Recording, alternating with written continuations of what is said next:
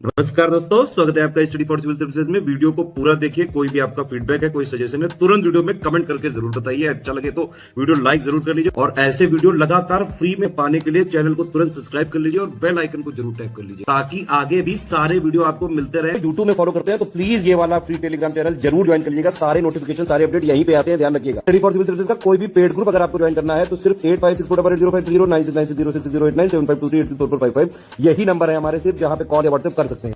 Instagram पे हमारा page जरूर फॉलो कर लीजिएगा, स्टडी फॉर सिविल .सर्विसेज है। ट्विटर पे हमको जरूर फॉलो कर लीजिएगा, @study for civils है। हेलो दोस्तों, आप सारे व्यूअर्स का बहुत बहुत स्वागत है एक बार फिर से। 18 अक्टूबर 2022 से हमारा नया बैच शुरू हो रहा है यूपीएससी आरओ 2022-23 की जो एक्सपेक्टेड वैकेंसीज है उसके लिए। जिन लोगों ने हमारा पेड ग्रुप ज्वाइन कर लिया है वो इस वीडियो को पूरा देखिएगा बिना कोई भी पोर्शन स्किप करे हुए। यहाँ पर बहुत ज़रूरी बातें आपको बतानी है आगे आने वाले मॉड्यूल्स के बारे में, हमारे कंटेंट के बारे में और आरओ से संबंधित विशेष बातों के बारे में, सिलेबस के बारे में। जिन महत्वपूर्ण बातों को, बारीकियों को आपको एक बार समझ लेना जरूरी है, उनको यहाँ पर डिटेल में डिस्कस करेंगे और आपका एक पूरा ओरिएंटेशन बन जाएगा अपनी तैयारी के दौरान। बाकी आप डाउट आगे पूछते रह सकते हैं अपने डिस्कशन ग्रुप में, जिन लोगों ने डिस्कशन ग्रुप लिया या फिर आगे जो है हमारे टच में बने रह सकते हैं। लेकिन आपको ये पूरा वीडियो देख लेना चाहिए, तो बहुत सारी जो डाउट्स होते हैं, कन्फ्यूजन्स होते हैं, वो यहाँ पर क्लियर हो जाएंगे पहले से। अगर आप स्टडी फॉर सिविल सर्विसेज का पेड बैच नहीं ज्वाइन कर सकते हैं किसी भी कारण से या फिर नहीं करना चाहते हैं, तब भी आप हमारे फ्री इनिशिएटिव के साथ प्रिपरेशन कर सकते हैं। पूरी तैयारी यहाँ पे कराई जा रही है। आरओ पेड मॉड्यूल प्लेलिस्ट यहाँ पे बनी हुई स्टडी फॉर सिविल सर्विसेज की। देखिए डेली अपडेट होती है, यहाँ पर नए मॉड्यूल जोड़े जाते हैं। आप यहाँ पर वीडियो देख सकते हैं। वीडियो यहाँ पर अंग्रेजी माध्यम में भी हैं, ठीक है, और हिंदी माध्यम के वीडियोस हैं। यहाँ पे डेली अपडेट हो रहे हैं। आप इनमें इनके साथ मतलब आप पैरेलल तैयारी कर सकते हैं स्टडी फॉर सिविल सर्विसेज के साथ। पेड बैच ज्वाइन करके फ़ायदा क्या होता है अभी आपको बताते हैं। जो भी लोग स्टडी फॉर सिविल सर्विसेज का ये यूपीएससी आरओ 2022-23 की प्री वैकेंसी के लिए जो पेड बैच लेते हैं उनको सबसे बड़ा फायदा है कि उनको पीडीएफ मिल जाती है, अपडेटेड मटेरियल प्लस क्विज के साथ प्लस टेस्ट सीरीज के साथ हम आपकी पूरी तैयारी करवाते हैं और एक पूरा वन स्टॉप डेस्टिनेशन के फॉर्म में ग्रुप होता है। किसी भी तरह का अन्य सोर्स ना यहाँ से रिकमेंड किया जाता है, ना आपको लेना होता है, ना रिक्वायरमेंट होती है उसकी। सब कुछ एक जगह पर कराया जाता है पूरी प्रिपरेशन, और उसके लिए आपको एडिशनल कहीं से कुछ भी करने की ज़रूरत नहीं होती, ना ही कभी हमारे द्वारा रिकमेंड किया जाता है। कई बार आप में से कमेंट में पूछा गया है कि स्टडी फॉर सिविल सर्विसेज का पीडीएफ क्यों लेना चाहिए, स्टडी फॉर सिविल सर्विसेज का पेड बैच लेने से क्या लाभ होता है। तो हम एकदम लेटेस्ट की जानकारी आपको दे रहे हैं। ये स्टडी फॉर सिविल सर्विसेज का ये मेंस का बैच चला था आरओ मेंस 2021 का जीएस पेपर में। आप यहाँ पे हमारे कंटेंट से और ये क्वेश्चन देख सकते हैं। इस तरीके के डायरेक्टली आपको फायदा मिलता है। आपको कहीं से कोई मैगजीन पढ़ने की जरूरत नहीं पड़ी और आप सारे के सारे करंट अफेयर हमारे पीडीएफ से कर सकते थे। जीएस के सवाल कर सकते थे, यहाँ पे देख सकते हैं आप। लगातार करंट अफेयर के सवाल ले लें आप, जीएस के सवाल ले लीजिए इसमें, और सारे के सारे आप सवाल कर सकते थे। जीएस में जो नहीं दिए रहते हैं, फैक्ट्स नहीं मिलते हैं आपको कई बार एनसीईआरटी में या स्टैंडर्ड बुक में, वो भी यहाँ पे हम सारे करवा देते हैं। बहुत ही लिमिटेड नंबर ऑफ पेजेस में आप पूरा कंटेंट तैयार कर सकते हैं बिना जो है माथापच्ची करे हुए और बिना बेकार की मानसिक जुगाली किए हुए, ठीक है। आपको जरा भी कंफ्यूज करना उद्देश्य नहीं रहता है कभी भी स्टडी फॉर सिविल सर्विसेज का। हम एक टारगेट लेकर के काम करते हैं। Study for civil services team target बनाती है कि अगर हमने किसी भी पेड बैच को शुरू किया है किसी वैकेंसी के लिए तो उससे मैक्सिमम सिलेक्शन होनी चाहिए, और यही हमारा मोटो है, यही हमारा ऑब्जेक्टिव है। आप लगातार देख सकते हैं, किसी भी आप टॉपिक में ले लीजिए, यूपी जीके में ले लीजिए, आप करंट अफेयर में तो है ही, जीएस पोर्शन आप ले लीजिए, यहाँ पर history, geography, polity, economy, environment, सारे के सारे फैक्ट्स आपको मिल जाते हैं। आपको कहीं से भी अलग से कोई मोटी मोटी किताबें पढ़ने की ज़रूरत नहीं होती है। स्टडी फॉर सिविल सर्विसेज संस्थान विश्वास करता है समाधान देने में, ज्ञान देने के लिए तो तमाम हजारों की संख्या में, मैं तो कहता हूँ लाखों की संख्या में यूट्यूब चैनल होंगे, लेकिन समाधान आपको कुछ एक ही लोग दे पाते हैं। स्टडी फॉर सिविल सर्विसेज समाधान देने के लिए जाना जाता है। आपको ज्ञान मिल जाएगा कि यह बुक ले लें, वह बुक ले लें।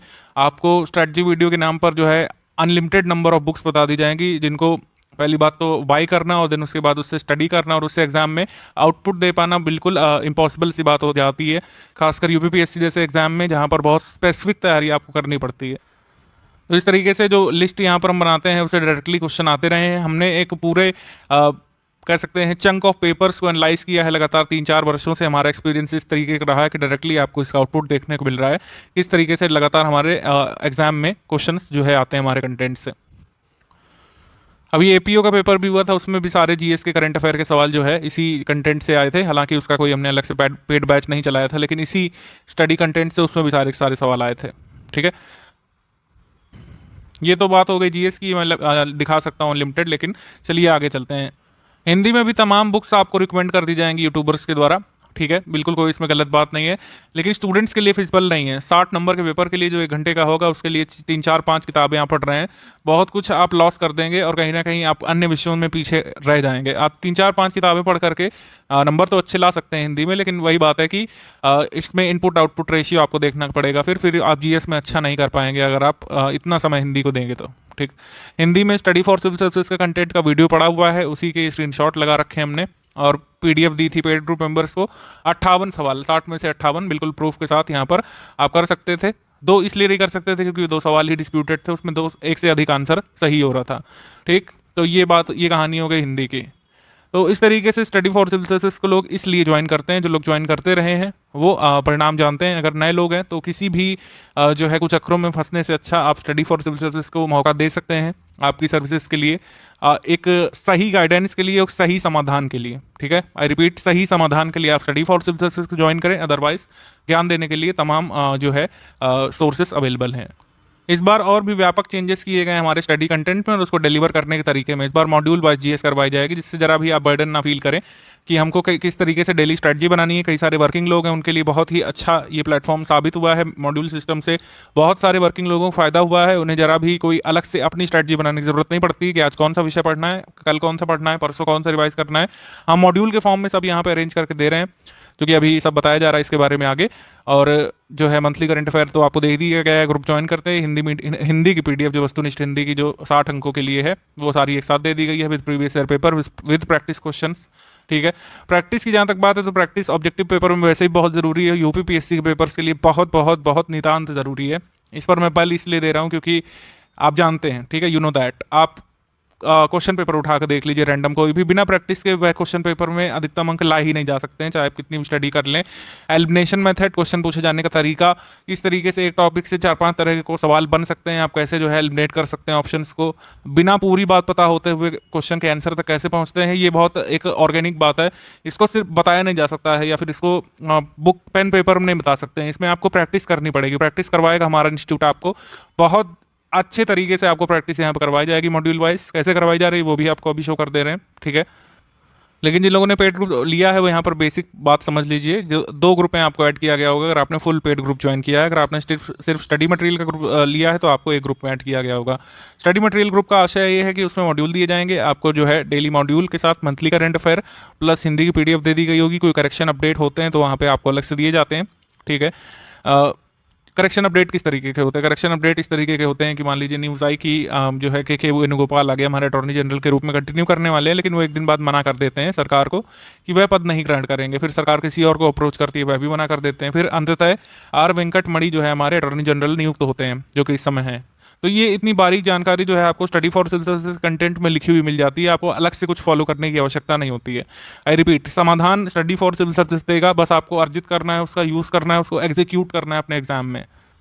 अगेन, फिर डिस्कशन ग्रुप किस लिए होता है? डिस्कशन ग्रुप इसलिए होता है कि आप सिलेबस से संबंधित कोई डाउट यहाँ पे पुट कर सकते हैं। आपको कोई वर्तनी नहीं समझ में आ रही है हिंदी की, आपको कोई फैक्ट में डाउट है, आपको गांधी जी का जो है भारत लौटे इस वर्ष में डाउट है कि यह वर्ष नहीं था, ये तारीख नहीं थी, उसमें आप एडमिन से डिस्कस कर सकते हैं। जो ऑथेंटिक सोर्सेस है उसमें हम बिल्कुल आपको जवाब देते हैं उसके हिसाब से, ठीक है। आपको बिल्कुल सही जानकारी दी जाती है। और कई बार ऐसा होता है कि डिस्कशन ग्रुप में जो आप डाउट पुट करते हैं उसी में से कई बार सवाल आ जाते हैं एग्जाम में। बड़ा एक अच्छा इन्वायरमेंट वहाँ बनता है। बिल्कुल हम सिर्फ स्टडी वाली बातें वहाँ पे अलाउ करते हैं, आप सिलेबस से संबंधित डाउट पूछ सकते हैं, वो बिल्कुल चैटिंग का अड्डा नहीं है। जो भी वहाँ पर इनडिसिप्लिन या इंडिसेंसी दिखाता है उसको तुरंत हटा दिया जाता है बिना कोई जो है इफ बट के। बिल्कुल आप पर्पस स्टिक होकर हमारे साथ काम करेंगे तो आप देखेंगे कि आपका आउटपुट भी अच्छा निकलेगा और आप जो भी यहाँ पे फी पे करेंगे वो आप रियलाइज़ करेंगे कि हाँ आपने जो है सही जगह सही इंस्टीट्यूट को ज्वाइन किया और आपको उसका सही परिणाम मिला। तो जिन लोगों ने फुल पेड ग्रुप लिया है उनको 2 ग्रुप में जोड़ा गया होगा, आपको जो है कंटेंट मिलना शुरू हो गया होगा। स्ट्रैटेजी वीडियो को आप पूरा देख लीजिएगा और फिर मॉड्यूल वाइज स्टडी अपनी शुरू कर लीजिएगा। 100 डेज का मॉड्यूल है ये, 100 मॉड्यूल में आपका जीएस पूरा कवर करवाया जाएगा। जीएस के सारे पॉइंट्स, अभी सिलेबस वगैरह मैं सब दिखा रहा हूँ, बिल्कुल आप टेंशन मत लीजिए। अभी मैं ओवरव्यू बता दे रहा हूँ ग्रुप का, ठीक है। जीएस पूरा कराया जाएगा। Monthly current affair month wise दिए गए क्योंकि इससे लर्न करने में आसानी होती है कई स्टूडेंट्स को। और मैक्सिमम फीडबैक स्टूडेंट का यही आया कि मॉड्यूल में करंट अफेयर डेली ना डाल करके मंथली पीडीएफ दे दी जाए, जिससे मंथ वाइज आप तैयार कर सकें। अभी जनवरी से दिया गया है, जनवरी से आप प्रिपेयर करिए। जैसे ही वैकेंसी अनाउंस होगी, एग्जाम डेट अनाउंस होगी तो यहाँ पर आगे पीछे हम कंपनसेट कर लेंगे। अगर आपको दिसंबर का भी जरूरी होगा 2021 का तो वो भी अलग से दे दिया जाएगा, ठीक है। वही मैंने कहा कि आपको अलग से चिंता करने की आवश्यकता नहीं होती अगर आप हमारे इंस्टीट्यूट में आ गए तो। जिन लोगों ने स्टडी फॉर सिविल सर्विसेज का ग्रुप ज्वाइन किया है, आप ये वीडियो पर सबसे पहले पूरा कंप्लीट करेंगे, फिर पेड ग्रुप पे मटेरियल कैसे देखें वो वाला ग्रुप वो वाला वीडियो देखेंगे, मतलब जो ग्रुप पे आएगा लिंक। इसके हिसाब से बस मॉड्यूल वाइज आपको फॉलो करते जाना है। डेली 5-6 घंटे यहाँ पे लिखा हुआ है। इस को हम मान सकते हैं जब वैकेंसी अनाउंस होगी तब आपको इतनी ड्यूरेशन की जरूरत पड़ेगी। अभी आप 4-4.5 घंटे में ही पूरा मॉड्यूल भी कवर कर लेंगे, मंथली करंट अफेयर भी रिवाइज कर लेंगे, ठीक है। और हिंदी भी रिवाइज की जा सकती है और क्विज भी लगाई जा सकती है। प्रोडक्टिव स्टडी यहाँ पे 4.5 घंटे की रिक्वायर्ड है अभी के लिए। जैसे ही वैकेंसी अनाउंस होगी तो वहाँ पर हम आपको आगे के लिए बता देंगे स्ट्रेटजी वॉइस मैसेज के फॉर्म में। प्रैक्टिस के लिए पेड क्विज आपको दी जा रही है। ऑफिशियल सिलेबस और प्रीवियस ईयर क्वेश्चन के हिसाब से हम लोग करा रहे हैं। जैसा आयोग पूछने की कोशिश करता है बिल्कुल उसी को एमुलेट करेंगे, उसी की फीलिंग आपको दिलवाएंगे, ठीक है। कई बार स्टूडेंट बताया कि आपके क्वेश्चन डायरेक्टली आते हैं, क्या हम क्वेश्चन प्रेडिक्ट करते हैं, क्या हमारी कोई सांठगांठ है आयोग से? ऐसा बिल्कुल भी नहीं है। ऐसा इसलिए होता है क्योंकि हम सिलेबस को स्टिक करते हैं। जैसे एक परीक्षार्थी को सिलेबस को पढ़ना चाहिए और उससे संबंधित टॉपिक को तैयार करना चाहिए, उसी के जैसे सवाल लगाने चाहिए, वही हम करवाते हैं। इस वजह से आपको पेड क्विज के क्वेश्चन डायरेक्टली देखने को मिल जाते हैं एग्जाम में। डे वाइज मॉड्यूल दिया जाएगा। अभी मॉड्यूल के बारे में इन्फॉर्मेशन दी जा रही है, एक सैम्पल मॉड्यूल में भी आपको दिखा दे रहा हूँ, लेकिन सिलेबस सबसे पहले देख लेते हैं। सिलेबस और पैटर्न क्या है? पैटर्न मतलब आपको क्या करना पड़ेगा, कितने पेपर कौन कौन सब्जेक्ट के कितने जो है ड्यूरेशन में देने होते हैं, तब आप आरओ या एआरओ की पोस्ट अर्जित कर पाते हैं। तो सबसे पहले होता है आपका वस्तुनिष्ठ पेपर, ठीक है। परीक्षा योजना पाठ्यक्रम ये है 2021 का हमने लिया, लेकिन इसमें कोई भी चेंज होने की संभावना नहीं 2022-23 में भी। तो वस्तुनिष्ठ प्रकार का पेपर होता है। 140 यहाँ पे प्रश्न होते हैं, पूर्णांक भी 140 होते हैं और इसमें नेगेटिव मार्किंग होती है, ठीक है। और साथ ही साथ फिर आपका 1 घंटे की ड्यूरेशन में फिर ये आपका 60 प्रश्नों का प्रश्न पत्र होता है हिंदी का। इसमें 60 नंबर होते हैं, तो कुल मिलाकर 200 नंबर का पेपर होता है और उससे जो है प्रीलिम्स की कट ऑफ बनती है। प्रीलिम्स की जो भी कट ऑफ होती है उसका कोई भी रोल नहीं होता है आपका मेंस एग्जाम में या फिर मेरिट में। आप आरओ कैसे बनते हैं? जब आप प्री लिख करके जाएंगे देन आप मेंस देते हैं 400 अंकों का। 400 नंबर के पेपर में आप जितना भी कट ऑफ मार्क्स अर्जित करेंगे, लोएस्ट कट ऑफ मार्क जो कि पोस्ट पाने के लिए जरूरी होता है, वो यहाँ पे आपको अर्जित करना पड़ता है। 400 नंबर क्या है अभी आपको मैं दिखा दे रहा हूँ। 400 नंबर का ये जो पाठ्यक्रम होता है मुख्य परीक्षा का, वो इस तरीके से होता है। पूर्णांक यहाँ पे 60 होते हैं। वस्तुनिष्ठ हिंदी का एक और पेपर होता है, लेकिन प्रश्न यहाँ पर 30 हो जाते हैं। पर्यायवाची टॉपिक यहाँ पर हट जाता है, ठीक है। पर्यायवाची टॉपिक यहाँ पे हट जाता है और बाकी टॉपिक सेम रहते हैं जो आपने प्रीलिम्स में पढ़े थे। ये पांचों टॉपिक आपको प्रीलिम्स में पढ़ने हैं, मेंस में पढ़ने हैं। प्रश्न 30 हो जाएंगे, पूर्णांक 60 ही रहेगा। अवधि हो जाएगी इस पेपर की आधा घंटा। ये प्रीवियस ईयर का कट ऑफ है, इसको भी दिखा दे रहे हैं। ये टॉपिक वाइज एनालिसिस है, इसको भी हम देखेंगे। लेकिन आपको ये समझना है कि पाठ्यक्रम मुख्य परीक्षा का ये 60 नंबर ये हो गया। फिर आपका 120 नंबर का हिंदी निबंध आता है, ध्यान रखिएगा।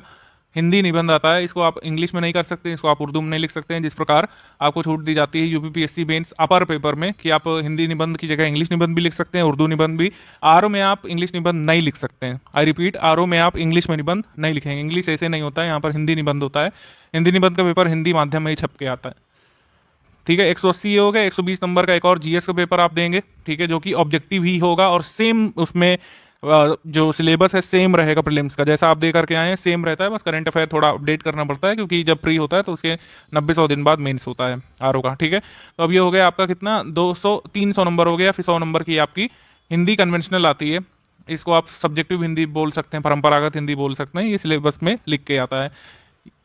हिंदी की तैयारी आपको अलग से करनी पड़ती है परंपरागत की, और हिंदी निबंध की तैयारी करनी पड़ती है। बाकी 180 मार्क्स आपके ऑलरेडी तैयार रहते हैं क्योंकि जो आप 5 टॉपिक यहाँ पे प्रीलिम्स में पढ़े थे वो सेम रहते हैं, पर्यायवाची हट जाता है बल्कि, और जीएस भी बिल्कुल सेम रहती है। इसमें कोई भी आई रिपीट कोई भी बदलाव नहीं होता है। मैं अभी आपको एक पेपर भी दिखा दूंगा प्रीलिम्स का और आरओ मेंस का, उसमें आप कोई भी अंतर नहीं बता पाएंगे जब तक आप हेडिंग नहीं देखेंगे उसकी। हाँ, यह हो सकता है कि जो मेंस वाला पेपर होता है उसमें 2-4 टफ सवाल डाल देते हैं, 4-5 लेंदी सवाल डाल देते हैं, लेकिन सिलेबस कोई ऐसा चेंज नहीं होता है आरओ प्रीलिम्स के जीएस में और आरओ मेंस के जीएस में। तो यहाँ पर आप देख पा रहे होंगे कि 240 प्लस 160, यहाँ पे 400 अंकों में आपकी जो मेरिट बनती है उसमें आप देखेंगे आगे चल करके कि आप आरओ बनते हैं आपकी मेरिट के आधार पर जितने आप अंक अर्जित करेंगे। तो ये हो गया आपका पैटर्न।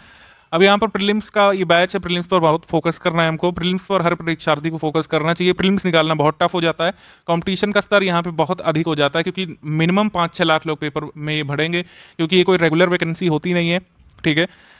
यूपीपीएससी की अपर की फिर भी रेगुलर वैकेंसी होती है, 200 पोस्ट भी आए, 300 भी आए, 400 भी आए, तो वो रेगुलर वैकेंसी होती है, हर साल आपको देखने को मिल जाती है। हर साल एक प्रीलिम्स आप देने को मिल जाता है आपको। लेकिन आरओ की कोई रेगुलर वैकेंसी नहीं है और इसमें हिंदी माध्यम के छात्रों का काफ़ी रुझान भी रहता है क्योंकि हिंदी का स्कोप भी बहुत है इसमें। 5-6 लाख मिनिमम, ये 7 लाख तक भी संख्या जा सकती है और पोस्ट बहुत लिमिटेड रहेंगी। आप जानते हैं 300-400 से ज़्यादा यहाँ पे उम्मीद नहीं अभी फिलहाल हम लोग कर सकते हैं, ठीक है। 15 गुना ही लोग सिलेक्ट होंगे। इंस्टेंस यह है कि अगर 400 वैकेंसी हुई तो कितने लोग जो है मेंस लिखेंगे, ऑब्वियसली इसका उत्तर होगा 6000। 6000 लोग ही सिर्फ जाएंगे मेंस में। तो आप देख पा रहे हैं कि मेंस में 6000 लोग 400 वैकेंसी के लिए फाइट करेंगे, तो वहां पर कंपटीशन उतना नहीं है जितना कि प्रीलिम्स में है। प्रीलिम्स में बहुत ज़्यादा आपका कंपटीशन का स्तर बढ़ जाता है, ठीक है।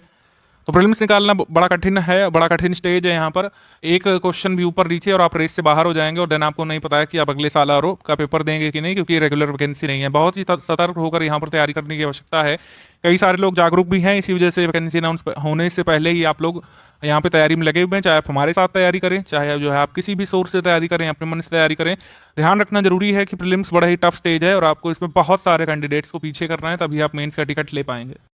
पुराने सालों कट ऑफ यहाँ पे एनालिसिस कर लेते हैं। 2013 कट ऑफ ज़्यादा इसलिए दिख रहा है क्योंकि तब निगेटिव मार्किंग नहीं होती थी, ठीक है। 2014 कट ऑफ में भी आप देख रहे हैं ज़्यादा अंक हैं क्योंकि निगेटिव मार्किंग नहीं होती। ये 200 में से कट ऑफ है, ध्यान रखिएगा। हिंदी और जीएस मिला के 200 में से कट ऑफ यहाँ पे लिखा हुआ है।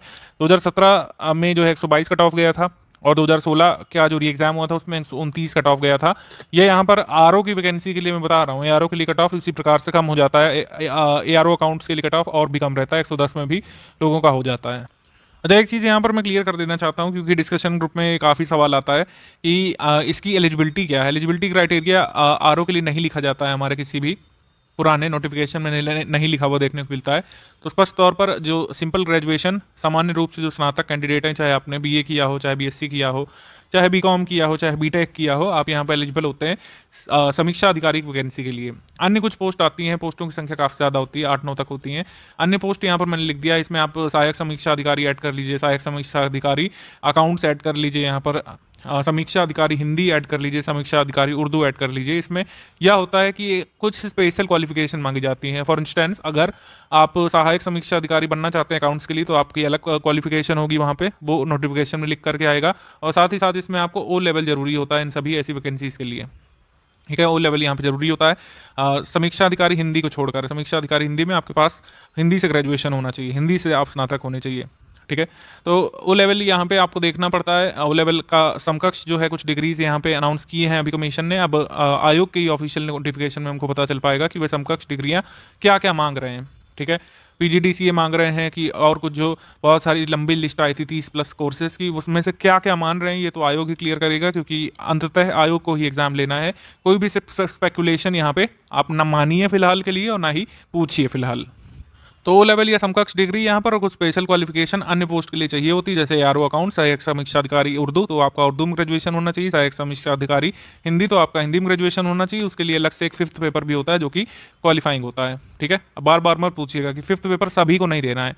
अगर आप आरओ का कट ऑफ क्लियर करते हैं तो आपको 5th पेपर ना देना है ना टाइपिंग देना है। अन्य पोस्ट के लिए कहीं कहीं पर टाइपिंग भी होती है, ठीक है। टाइपिंग यहाँ पे आपकी कृतिदेव फॉन्ट में होती है, वो भी मैंने बता दिया है, यहाँ पर सब बता दिया मैंने।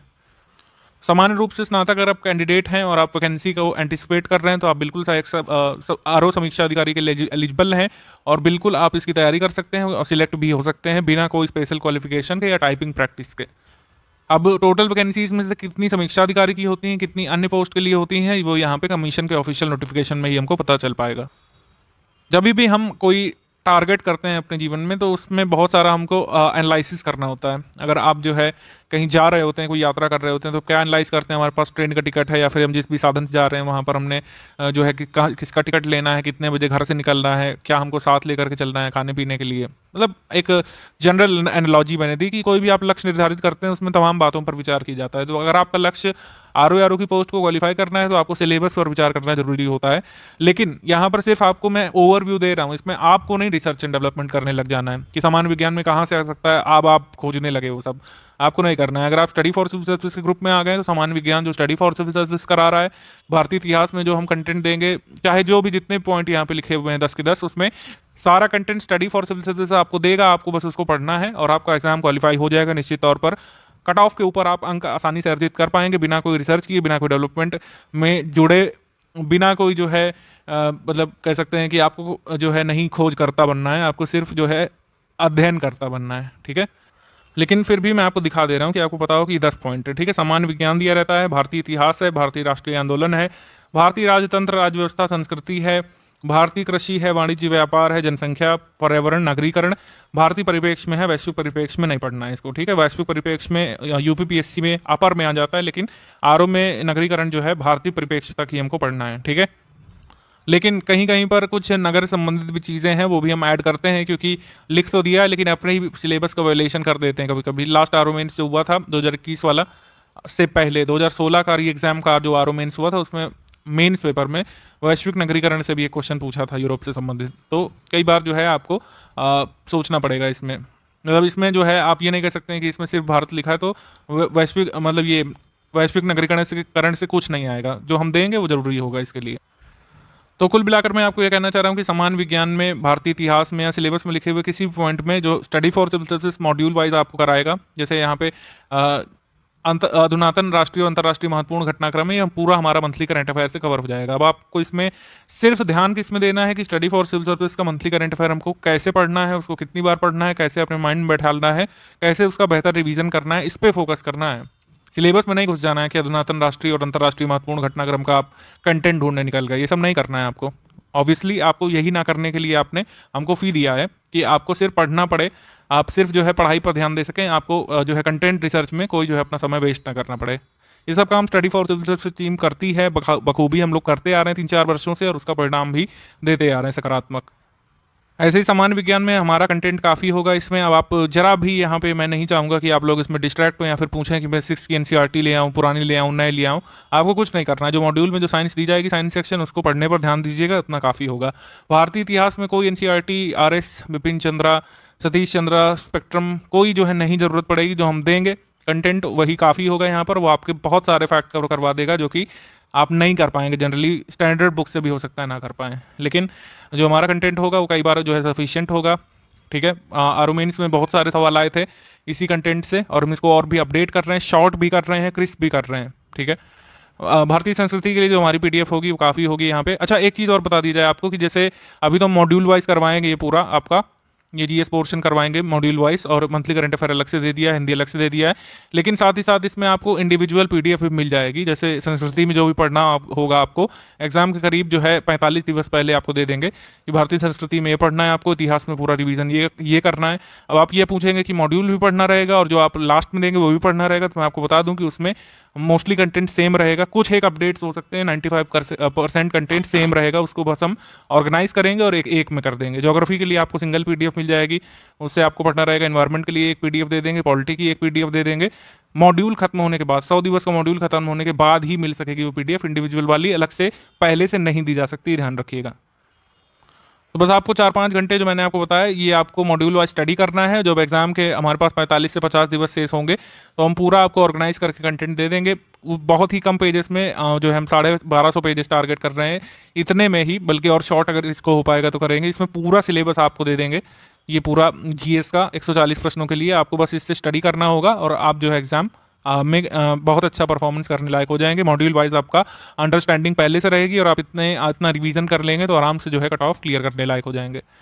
समान हिंदी में जो हमारी पीडीएफ है वो कितने पेजेस की है वो आपने ग्रुप में देख लिया होगा, और उतने से आप पूरा यहाँ पे रिवाइज कर लेंगे। हिंदी की आपको कोई भी मार्केट की किताबें लाने की आवश्यकता नहीं। मैं एक्स किताब ले लूँ, मैं वाई किताब ले लूँ, मैं जेड किताब ले लूँ, कोई कह रहा है वो बहुत अच्छी है, मेरे पुराने मित्र हैं वो कह रहे हैं कि नहीं एन नामक किताब बहुत अच्छी है उसको ले लो, उसके बिना नहीं हो सकता। यह मैं नहीं यहाँ पे इंटरटेन करूँगा ऐसी कोई क्वेरी, क्योंकि मैंने आपको बताया कि स्टडी फॉर सिविल सर्विस का जो कंटेंट है हिंदी का वो काफ़ी होगा, सफिशिएंट होगा आपके आरओ प्रीलिम्स के लिए। और जैसा मैंने बताया कि लास्ट ईयर 58 क्वेश्चन आए थे, इस बार हम और अपडेट कर रहे हैं और उसको शॉर्ट कर रहे हैं, रिपीटिशन कम कर रहे हैं और बहुत सारे नए महत्वपूर्ण शब्द ऐड कर रहे हैं उसमें, जिससे इस बार भी कम से कम 60 में 58 आप फिर से अर्जित कर सकें। ठीक है, तो हिंदी में क्या करना है, हिंदी में जो है आप हमारे कंटेंट से आप पढ़िए। हिंदी से वस्तुनिष्ठ के लिए कोई भी आपको नहीं समझ में आता है, कोई शब्द नहीं समझ में आता, कोई बात आप नहीं समझ पा रहे हैं, आपने कुछ और पढ़ा है कहीं, कोई वर्तनी और यहाँ पे कुछ और लिखी हुई है, तो उसके बारे में आप मुझसे डिस्कस कर सकते हैं। लेकिन सारी चीज़ें एक बार चेक करा दी गई हैं। अगर कोई वर्तनी हमारे कंटेंट में लिखी है तो वही जो है अंतिम आपकी मानी जाएगी एग्जाम में।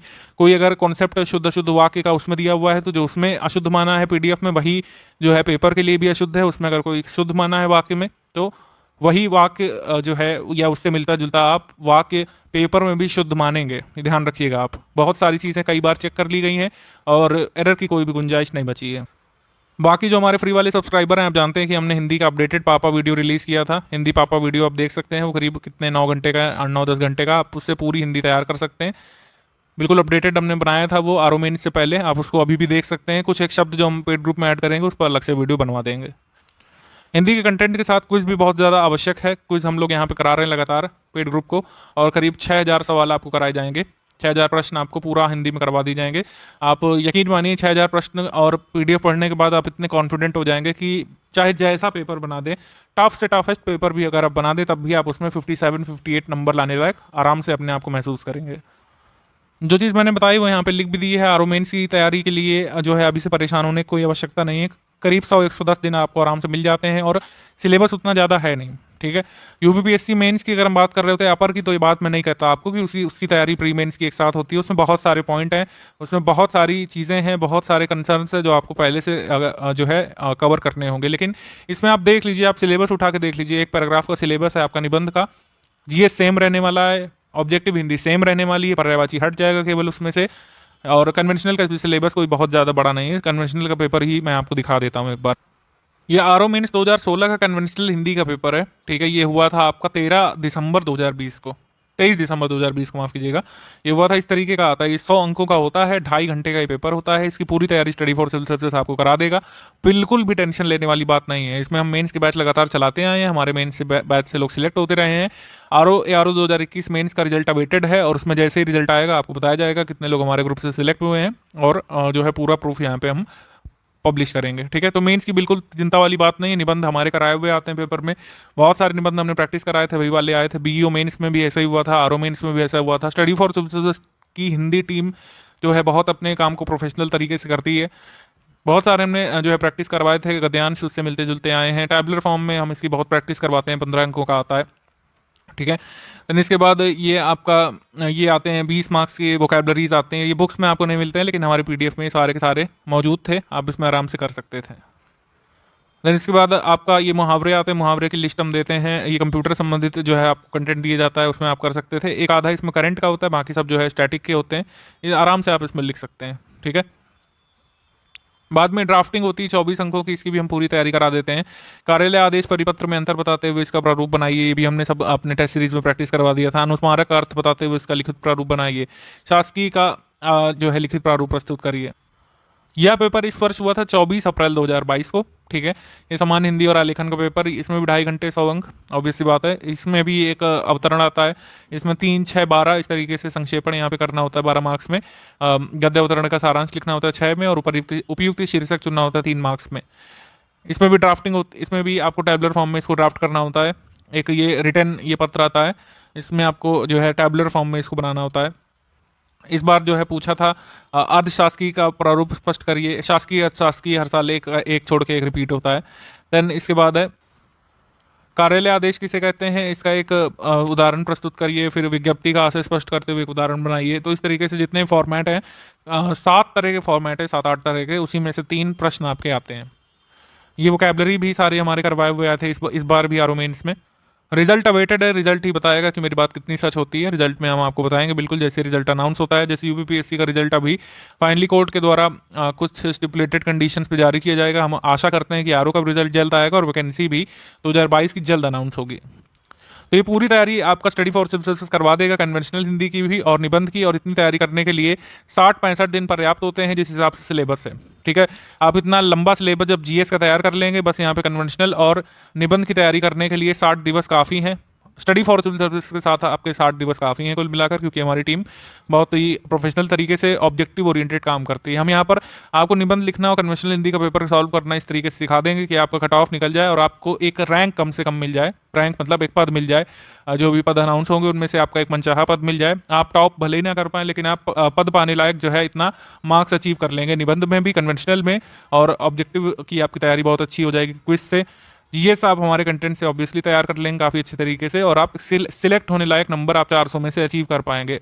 हम ये बिल्कुल भी क्लेम नहीं करते हैं कि आप कन्वेंशनल हिंदी के ज्ञाता बन जाएंगे, आप एक हिंदी रिपोर्टर जितनी हिंदी जान जाएंगे। मैं बिल्कुल भी क्लेम नहीं कर रहा हूँ, ना हमारा इंस्टीट्यूट करता है। आप आरओ का जो ये मतलब ये वैकेंसी आएगी, इसमें जो एग्जाम होगा उसमें आप एक कट ऑफ के ऊपर एक निश्चित अंक लाने लायक निश्चित तौर पर हो जाएंगे। भले ही आप एक अच्छा रिपोर्टर ना बन पाए कन्वेंशनल, मतलब ये हिंदी के आप रिपोर्टर भले ही ना बन पाए, लेकिन आप पद जरूर पा जाएंगे। ऐसे ही निबंध में है, निबंध में हम उतने टॉपिक्स आपको कवर करवा देंगे और उतना लेखन का मजबूत करवा देंगे, क्योंकि कई सारी चेकिंग वगैरह भी होती है हमारे यहाँ पे। कन्वेंशनल हिंदी में हम ये जो है निबंध लिखवा के आपकी चेकिंग भी होती है, इसमें मॉडल निबंध भी दिए जाते हैं। कन्वेंशनल हिंदी के कई सारे हमारे पेपर्स हैं, उसका आपको रिटन सोल्यूशन मिल जाता है, आपको पता चलता है किस तरीके से उत्तर लिखने होते हैं। तो इस तरीके से आपकी मतलब आपकी मेंस की तैयारी को धार हम लोग देते हैं। इसको सुनना समझना जितना इजी और कंफर्टेबल है, इसको एग्जीक्यूट करना उतना ही अनकंफर्टेबल टास्क है, क्योंकि एक तो कंपटीशन बहुत ज़्यादा और एक तो सिलेबस भी जीएस का काफ़ी ज़्यादा है। तो जीएस पर मैं बार बार इसलिए फोकस कर रहा हूँ कि प्रीलिम्स निकालना काफ़ी कठिन हो जाता है। आप अगर इसको जरा भी लाइटली लेंगे और दौड़ से कब बाहर हो जाएंगे आपको पता भी नहीं चलेगा। ठीक, तो प्रीलिम्स पर फोकस करना बहुत ज़रूरी है। 60-65 अंकों मतलब 60-65 दिवस काफ़ी होंगे मुख्य परीक्षा के लिए। और स्टडी फॉर सिविल सर्विसेज को अगर आप ज्वाइन करते हैं या नहीं भी ज्वाइन करते हैं तब भी इतना जो है 60-70 दिवस काफ़ी होंगे। वैसे इससे ज़्यादा ही मिलते हैं मेंस के लिए। 110 दिवस 190 से 110 दिवस आपको मिल जाते हैं प्रीलिम्स के बाद। अब यहाँ पे बात कर लेते हैं हम लोग इस टॉपिक से कैसे क्वेश्चंस आते हैं। ठीक है, तो इसमें हिस्ट्री के आपके 21 सवाल देखने को मिले। 2021 में 19 आए थे, 2016 री एग्जाम में, 2016 का एग्जाम जो कैंसिल हुआ था उसमें 23 आए थे, 2017 का एग्जाम जो हुआ था उसमें 22 आए थे। तो हिस्ट्री बहुत इंपॉर्टेंट रोल रखती है। ठीक है, हमारे एग्जाम में आरओ में।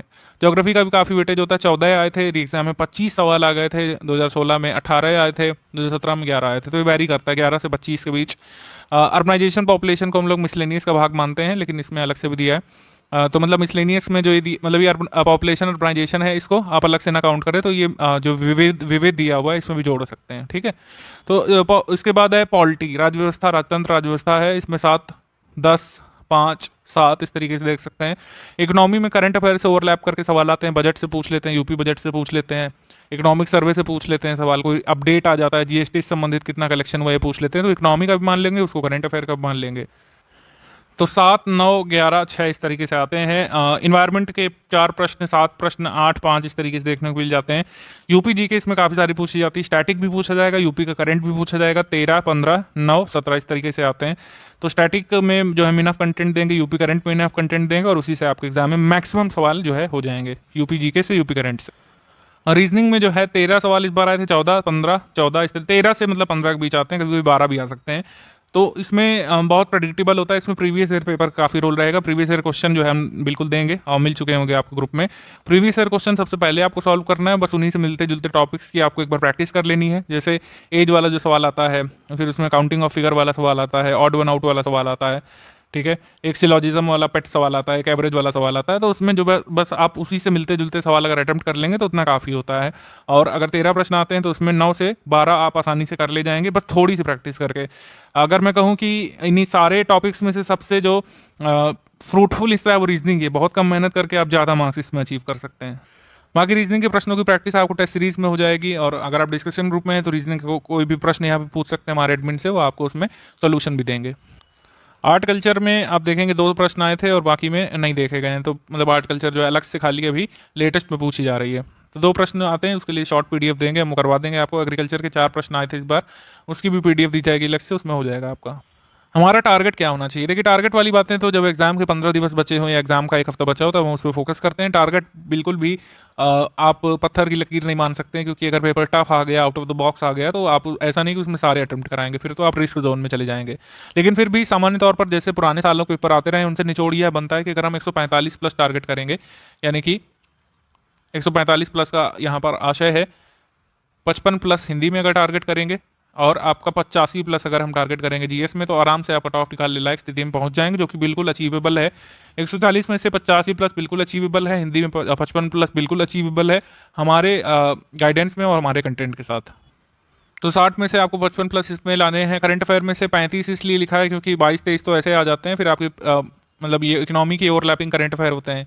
हिस्ट्री में कोई अपडेट हो गया तो उसका स्टैटिक पूछ लेते हैं, उसको भी करंट में डाला जाता है as per convention.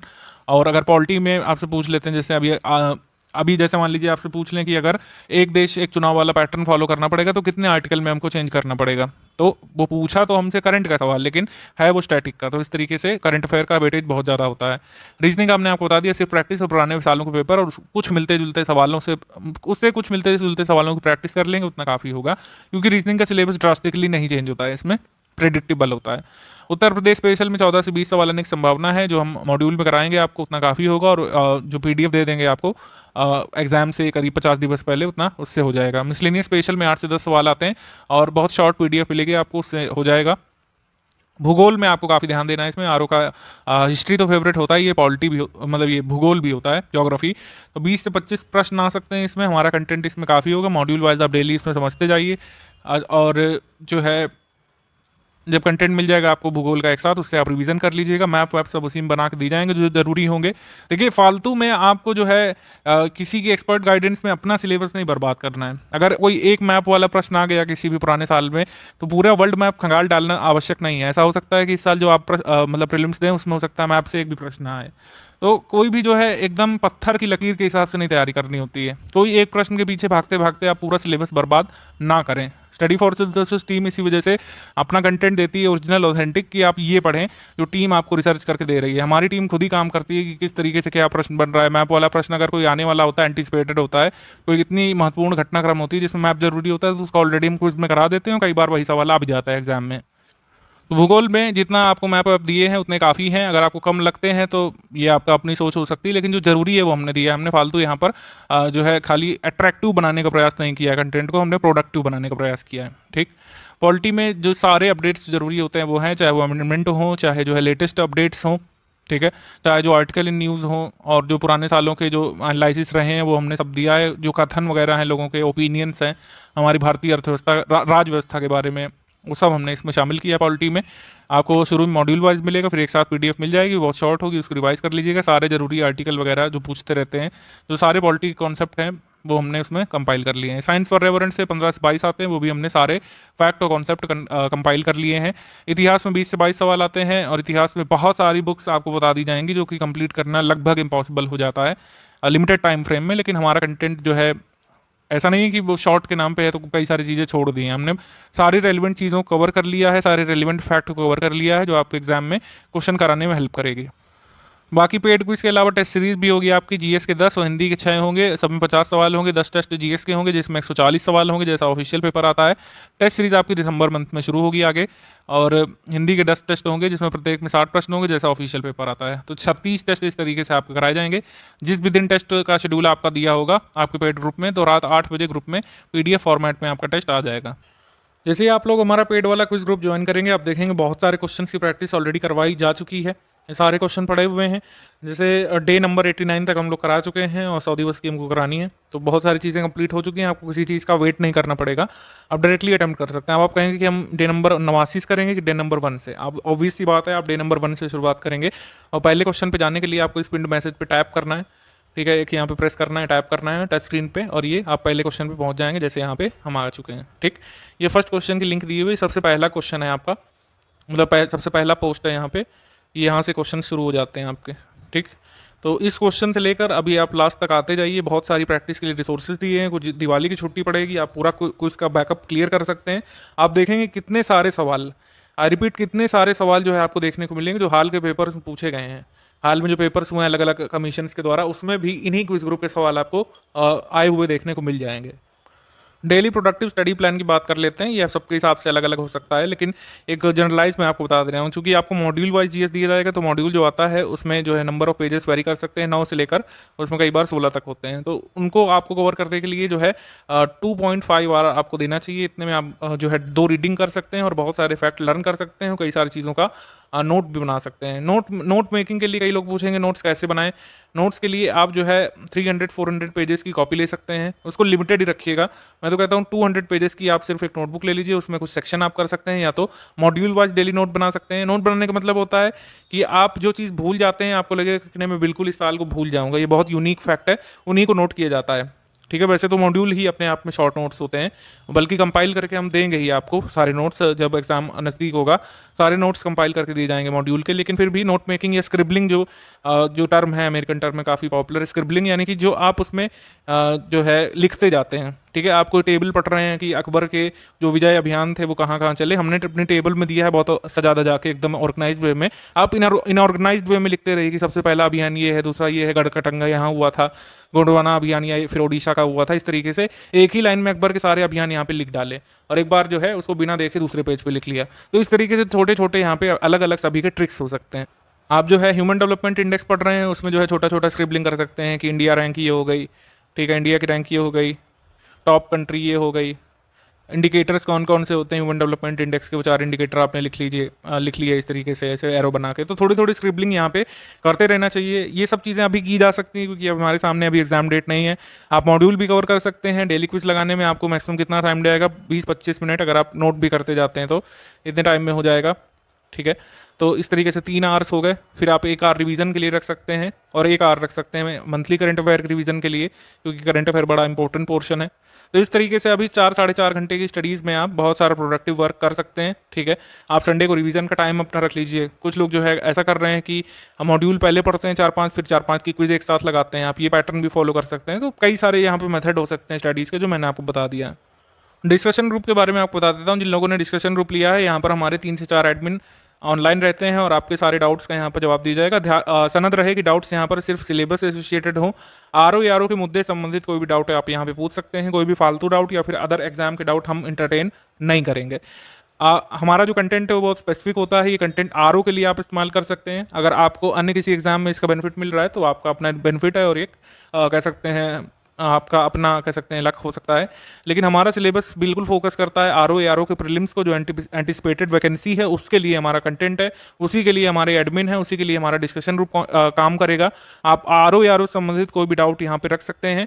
6 hours maximum time limit है। इसके अंतर्गत आपको मतलब इसके अंदर आपको हर हाल में जवाब मिल जाएगा। लेकिन आप वर्किंग आवर्स में पूछते हैं, अगर मतलब 11 बजे से लेकर के रात 10 बजे तक भी पूछते हैं, तो आपको रियल टाइम में जवाब मिलता है। जैसे ही पूछेंगे वैसे कोई ना कोई एडमिन आपका डाउट क्लियर करेगा, या तो वॉइस मैसेज के माध्यम से या तो पिक भेज करके रिटर्न में क्लियर करेगा आपका डाउट, या तो एक छोटा वीडियो भी कई बार हम लोग बनाते हैं अपने मेंबर्स के लिए। प्रीवियस ईयर पेपर का रोल काफ़ी जरूरी होता है किसी भी एग्जाम में, और खासकर जीएस का ऑब्जेक्टिव अगर आप एग्जाम देने जा रहे हैं। प्रीवियस ईयर पेपर जो जरूरी हैं वो हमने कंपाइल करके दे दिए हैं। आप बहुत पुराने प्रीवियस ईयर पेपर नहीं लगाइए। जो जरूरी है हमने ऑलरेडी कंपाइलेशन दे दिया है उनका, उस पर निशान लगे हुए हैं। जो ब्लॉक से निशान लगे हुए हैं इंग्लिश मीडियम साइड, वो स्टडी फॉर सिविल सर्विस के निशान है, ध्यान रखिएगा। उससे आप देख लीजिएगा। देखिए आंसर देखने से ज़्यादा जरूरी है प्रीवियस ईयर का कि किस तरीके से पूछा जा रहा है, क्योंकि जो प्रीवियस ईयर में पूछा है जरूरी नहीं कि वही सारा पूछ लिया जाए। हाँ, प्रीवियस ईयर के सवाल रिपीट हो जाते थे 3-4 साल, लेकिन ऐसा नहीं है कि वो सारे के सारे आ जाएंगे। तो प्रीवियस ईयर पेपर में क्या पूछा है ज़्यादा जरूरी है कि कैसे पूछा है, ये यहाँ पे एनालाइज करना है। क्या की जगह फोकस करना है, कैसे। अगर उसमें कोई आंसर नहीं भी दिया हो तो उसको इतना परेशान होने की जरूरत नहीं है। उसमें बस ये देखिए कि कैसे पूछा जा रहा है, और हम जो टॉपिक पढ़ रहे हैं मॉड्यूल में उससे कैसा उसका लिंक बन सकता है, कैसे जो है आगे पूछ सकते हैं। जैसे मान लीजिए कि अकबर के विजय अभियान पूछे, अब उसमें हो सकता है पूछ लें कि अकबर का सबसे पहला विजय अभियान कौन सा था, किस रियासत के खिलाफ था, उसको किसने लीड किया, किस सेनापति ने, ठीक है, ये सब पूछ सकते हैं। तो प्रीवियस ईयर में आपको देखना है कि कैसे पूछे जा रहे हैं सवाल, क्या पूछा जा रहा है की जगह ज़्यादा फोकस उसमें करिएगा कि सवाल कैसा पूछा जा रहा है, क्योंकि करंट अफेयर तो ऑब्वियसली रिपीट नहीं होता है प्रीवियस ईयर पेपर का। जीएस के सवालों पर ज़्यादा फोकस करिएगा। अगर पेड स्टडी मटेरियल ग्रुप के सदस्यों को अगर कोई डाउट है तो कहाँ पूछें, क्योंकि आपके पास डिस्कशन ग्रुप होगा नहीं। तो ये नंबर आप नोट करिएगा 7838692618, जो ये नंबर है व्हाट्सएप नंबर। इस पर आप टेक्स्ट मैसेज करके अपनी क्वेरी डाल सकते हैं, क्वेरी पूछ सकते हैं। वॉइस मैसेज पर यहाँ पर कोई जवाब नहीं दिया जाएगा, ठीक है। टेक्स्ट मैसेज करके आप अपनी समस्या बता सकते हैं। बाकी जिनके पास डिस्कशन ग्रुप है उनको इस नंबर पर जाने की जरूरत नहीं है, वो आप अपने डिस्कशन ग्रुप में कोई भी डाउट यहाँ पे पुट कर सकते हैं।